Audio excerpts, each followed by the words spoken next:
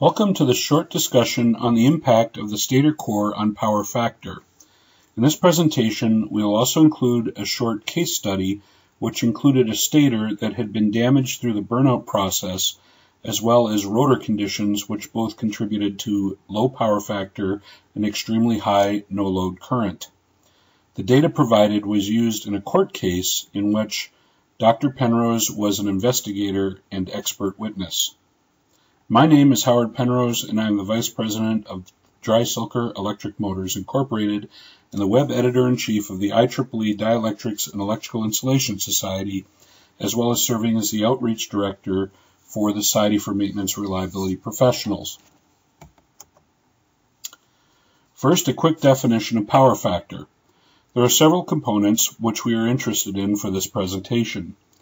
The first is real or useful work performed, referred to as the kW or kilowatts of the machine. In the case of the motor, this would be the output seen at the motor shaft.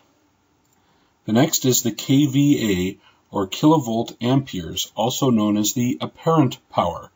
This is the measured voltage and current at the motor connection box. The kVAR is kilovolt amperes reactive, or the reactive energy necessary to develop and maintain the magnetic field in the machine. The angle between kW and kVA is the power factor, often shown as a decimal number less than 1. The closer it gets to unity, or 1, the more kVA is used as real work, kW. The closer to 0, the less useful work. This less useful work is seen as heat. The stator core of an induction motor is made up of many layers of low hysteresis steel stamped or cut to form a lamination. When they are stacked together and insulated from each other, they provide the medium for magnetic fields to be directed within the stator air gap and rotor. The stacked laminations also provide areas for the placement of the coils.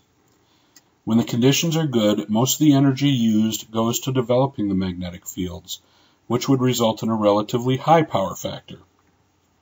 If there are problems with the core, such as damaged insulation between laminations, then the power factor will be much lower. The electric machine in question was a stator and rotor used in a large grinding machine. When contacted, the machine had just been repaired at another facility and was drawing full load amps at no load. The rotor and stator were tested, and it was found that there were 2 sets of broken rotor bars, and the core losses were extremely high. Core losses are measured in watts per pound of core steel. The higher the watts per pound, the more energy and heat the stator gives off. When inspected, the winding itself appeared to be okay, and fit all of the design requirements, so was not the cause of the high current. The rotor was re-repaired by the original repair facility. When it was returned, it appeared that as if the facility had tried to re-repair the broken rotor bars. We also discovered that it had not been balanced even after the work that was performed. The application called for a precision balancing and it was found to be well outside of any tolerance acceptable for an electric motor, let alone a precision machine tool. The limit on the stator core is 6 watts per pound per standards, and a normal level for this type of stator falling between 2 to 3 watts per pound. The 6.4 watts per pound found indicated that there were issues coupled with a hotspot test that showed unusual results. This required that we should have to remove the winding in order to inspect the core. The damage on the left showed that there was at least 1 bad rotor bar left after the repair by the other facility. When the core was stripped for inspection, it was found that not only was the core warped, as expected from the burnout oven, but there were missing and melted chunks of stator core. The other repair shop had replaced the magnetic steel with epoxy. Unfortunately, this is not the first time we've found such conditions. The core was replaced, and the core loss tests results were about 2.3 watts per pound. When first tested, the power factor of the electric motor under no-load conditions was 0.044, with a current draw of 150 amps on the 151 amp rated motor. As you can also see, a majority of the work in horsepower is being absorbed by the reactive component, meaning the core, while the shaft is only putting out about 7.3 horsepower. These tests were performed using an All-Test Pro online electric signature analyzer. The rotor repair of several broken rotor bars, even though some remained, had a significant impact on the power factor, bringing it up to a 0.28. The machine was partially loaded and had 64 horsepower output while drawing 129 amps. While a significant improvement, the machine was not providing the necessary power to perform its work, and the stator was extremely warm during lightly loaded operation.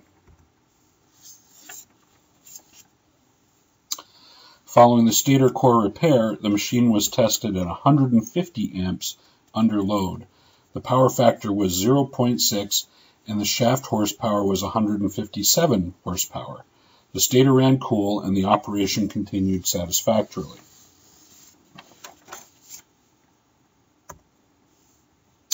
This slide represents the improvements between all three repairs. The bottommost line represents the power factor of the machine. The stator had burned out in an oven, which severely damaged the core, which is then improperly repaired. The result of the shoddy work was weeks of downtime for the machine. The data presented above was utilized as part of a court case in which the defendant was 100% defeated. Dry-cycle electric motors uses rewind methods that do not utilize high temperatures for burning out your stator core. Proven time and again, the repair process results in no damage to the core and provides the insulation system intact enough for our forensic investigations.